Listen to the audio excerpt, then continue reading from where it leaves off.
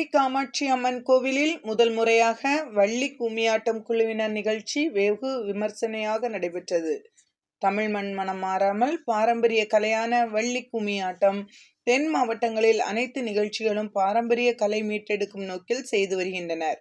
இந்நிலையில் காஞ்சிபுரத்தில் முதல் முறையாக ஆதி காமாட்சி அம்மன் கோவிலில் நடைபெறும் ஆடி மாத பெருவிழாவை முன்னிட்டு கோவிலில் வளாகத்தில் இன்று பவளக்கொடி கும்மியாட்டம் குழுவினர்களின் நிகழ்ச்சி வெகு விமரிசையாக நடைபெற்றது. காஞ்சிபுரம் பகுதியில் முதல் முறையாக நடைபெறும் கும்மியாட்டத்தை கோவில் வளாகத்தில் ஏராளமான பக்தர்கள் மற்றும் பொதுமக்கள் ஆச்சரியத்துடனும் ஆர்வத்துடனும் கும்மியாட்டத்தை கண்டு மகிழ்ந்தனர்.